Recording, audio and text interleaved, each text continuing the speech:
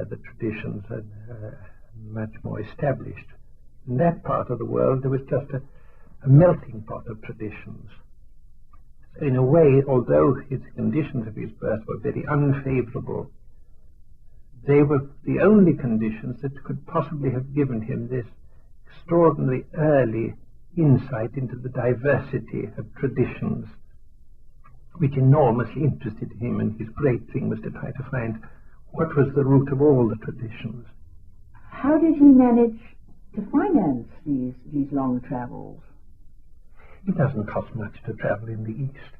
He traveled a good deal by himself.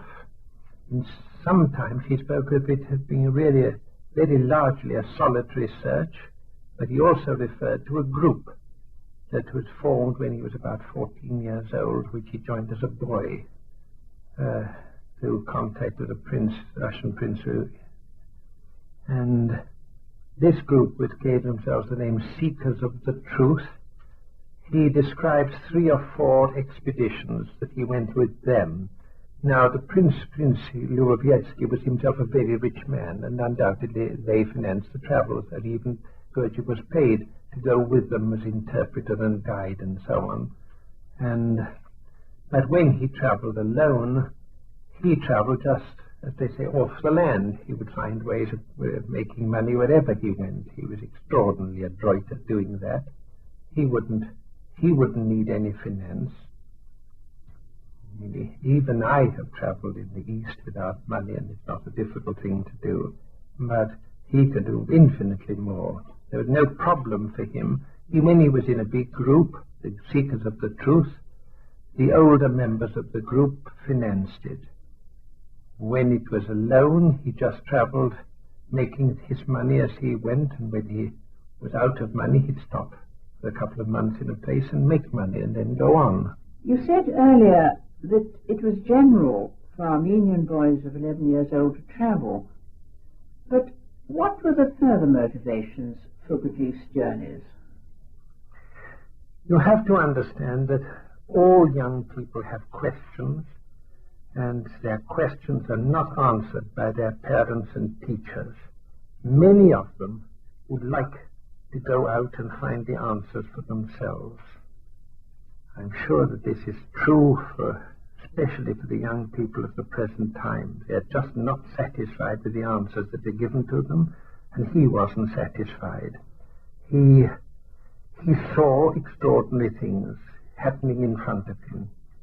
Miracles like rain being brought on by a wonder-working icon, miraculous cure of a girl dying of TB by drinking rose horse soup prescribed by the Virgin Mary in a vision, all sorts of strange things like this, and the peculiar powers that some people like the Yazidis, the so-called devil worshippers of Kurdistan, possess, and nobody could explain it to him.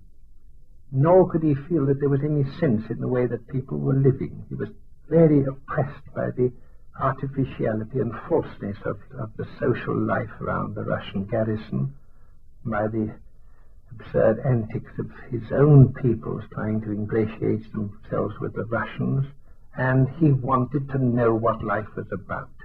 And this question, I'm sure, was his obsessive question: what is the sense and meaning of life on the earth, and of human life in particular? This appears over and over again in his writing.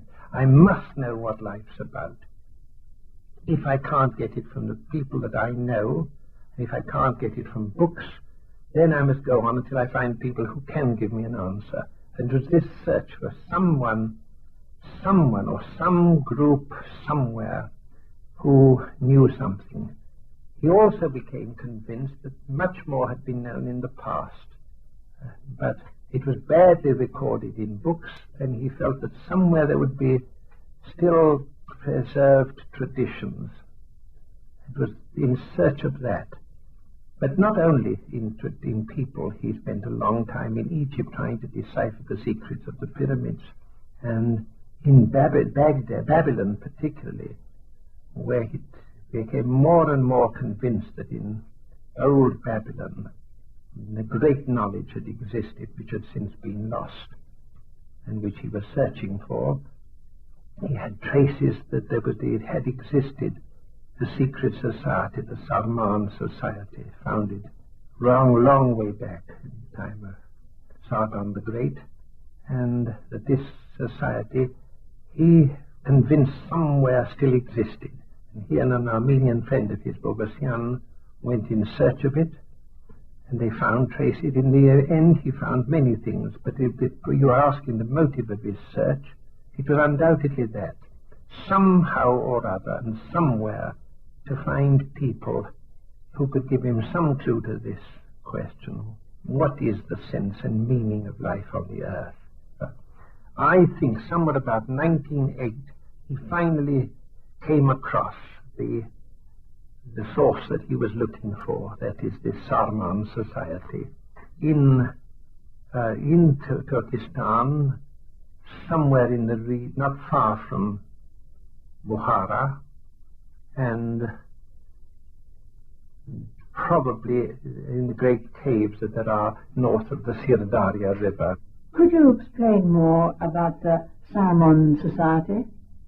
Well, the Sarman Society is another big piece of research. It's piecing it together from various sources. According to Gurdjieff, the Sarman Society was an esoteric group that has existed for 4,500 years, as I said, having been founded at the time of Sargon the Great, Hammurabi the lawgiver, and having moved to Babylon at about the 1500 BC, and remaining there until the time of Zoroaster, having some intimate connection with Zoroaster, in some way feeding into Zoroaster, and then having gone to the north, having spent some time near the sources of the Tigris at Mosul, finally withdrew up into Central Asia. And that's what Gurdjieff was trying to find, and according to his own account, which he describes in meetings with remarkable men, he came across them. He doesn't date it there, but I had from other sources reached the conclusion that it was about 1908. Now, I want you to understand that our knowledge of the Sarman Society comes almost entirely, in the first place, from Gurdjieff himself, both from his own books and from many references in conversations with me and with other pupils, and more recently from Idris Shah and from people who have written books associated with Idris Shah, who have been themselves in contact with the Sarman Society and have given a picture of it very similar to the picture which Gurdjieff gave. I myself have investigated the origins of the Sarman Society as thoroughly as I could, and have come to the conclusion that such a brotherhood has existed and probably still exists to this day, and that Gurdjieff was in contact with them, and that he learned some of the most important parts of his own system, or ideas as he called them, from this brotherhood. I don't think it's likely that this brotherhood was in the position of being Gurdjieff's teacher. He referred to his teacher as an individual rather than as a brotherhood. He referred to a brotherhood as one with which he worked very closely and to which he sent certain special pupils for advanced training. And this may well have been the Sarman Society. I think that the Sarman Society knew that he intended to launch ideas, many of which originated from them, and that they were willing that he should do so, but they regarded him more as a pioneer working on his own with their supervision rather than as a missionary specifically sent by them. What do you think was the most important thing he learned there? With the Sarman Society, he first of all satisfied himself that there was a living tradition, the perennial philosophy was actually embodied in people. And this has been the great search of many.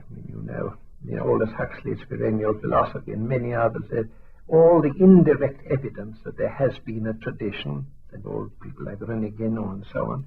But I don't believe that many people from the West have actually met the living tradition as he did, and most of them have never returned.